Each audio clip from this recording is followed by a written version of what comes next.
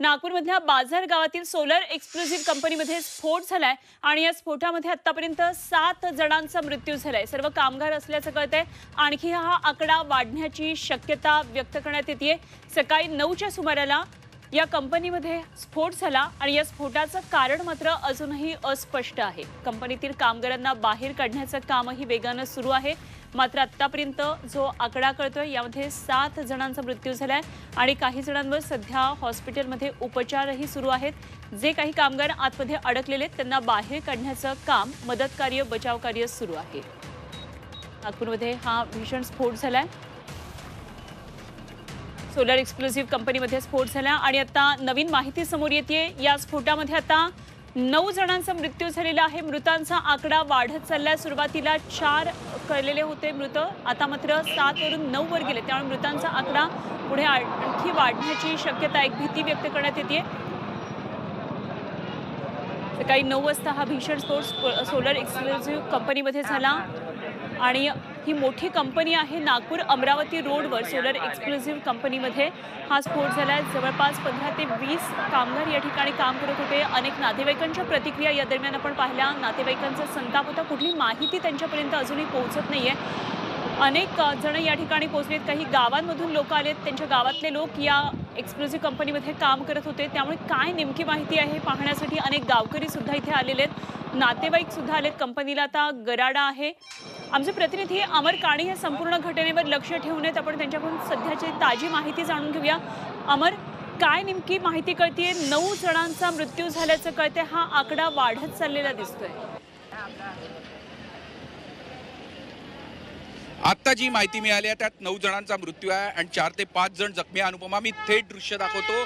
आता कंपनीचे अनिल देशमुख सुद्धा इथे पोहोचलेले आहे। वरिष्ठ पोलीस अधिकारी या संपूर्ण परिसरात पोहोचलेले आहे। कंपनीचे कर्मचारी मोठ्या संख्येने येथे पोहोचले आहे। एक तणावाचा थोडसा वातावरण आहे, कारण की त्या अनेकांचे आप्तजन या कंपनीच्या आतमधल्या परिसरामध्ये। ही सोलर एक्सप्लोजिव्ह कंपनी आंतरराष्ट्रीय स्तरावरची संपूर्ण कंपनी आहे। अनेक एक्सप्लोजिव्ह संपूर्ण जगात इथनं पुरवठा केला जातो। त्याची संपूर्ण एक्सप्लोजिव्हचं जे मटेरियल आहे ते या ठिकाणावरून बनवलं जातं आणि आता त्यामुळे इथे एक तणावाचं वातावरण आहे। काही कामगारांशी सुद्धा आपण संवाद साधण्याचा प्रयत्न करूया। किती वाजता ही घटना घडली आणि हे सुद्धा आपण जाणून घेऊया। सागरला मी म्हणेल की पुढे थोडासा नेटवर्कचे समस्या असल्यामुळे हालत नाही। किती वाजता ही घटना घडल्याची माहिती आहे तुम्हाला?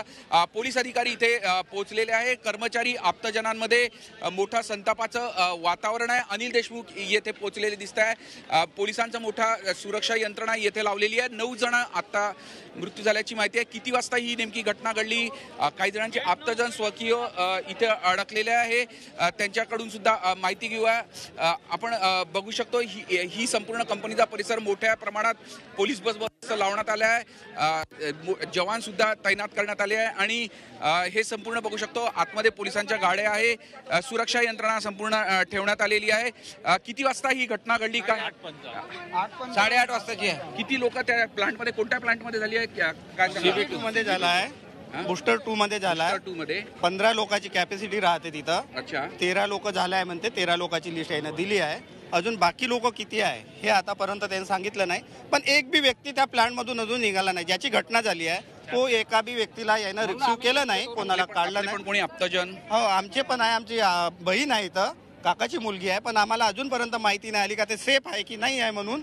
पण आम्ही यांना म्हणलं का जे बाकी वर्कर आहे त्या वर्करांना बाहेर काढा, पण तेही वर्करांना बाहेर नाही काढलं आणि इथं टार्गेटवर काम घेतल्या जाते। 8 तास ड्युटी राहते। खरं तर यांची बहीण स्वकीय आपले इथे अडकलेले आहे आणि आपले स्वकीय सुरक्षित असतील या भावनेतून हा सगळा तणाव यांच्या चेहऱ्यावर दिसून येत आहे। आणि बुस्टर 2 मध्ये हा ब्लास्ट झाला। हा, बुस्टर 2 मध्ये हा ब्लास्ट झाला आहे। काय होतं तिथे नेमकं तयार, काय माहिती आपल्याला? तिथं ते कॅप तयार होत जाते, तर त्याच्यामध्ये सगळं स्ट्रिक आहे ना। संडे राहून यायनं कसा का प्लांट चालू ठेवला, आज सुट्टी राहते ते माहित नाही, पण यायनं आज चालू ठेवला। हा खरं तर आप्तजनांचा हा आक्रोश आहे की आपले कुटुंबातले जे सदस्य आहेत ते सुरक्षित आहे की नाही, आणि या तणावातून हे सगळेजण इथे जमा झालेले आहे। बुस्टर 2 मध्ये हा सगळा ब्लास्ट झाला तर सांगताय, जसं आता हे ठीक अमर, धन्यवाद दिलेल्या या सगळ्या सविस्तर माहितीसाठी. नातेवाईकांचा हा आक्रोश दिसतोय, मात्र मृतांचा आकडा सुद्धा वाढत चाललेला आहे. सोलर एक्सक्लुझिव्ह कंपनी ही होती आणि या ठिकाणी अनेक एक्सक्लुझिव्ह बनवले जात होते. कारण मात्र अजूनही अस्पष्ट आहे. कुठलंही या ठिकाणचं जे प्रशासन आहे त्यांनी पुढे माहिती दिलेली नाहीये, आतून कुठली माहिती बाहेर येत नाहीये. त्यामुळे नातेवाईकांचा संताप आणखी वाढत चाललेला आहे. विकासाचा ध्यास म्हणजे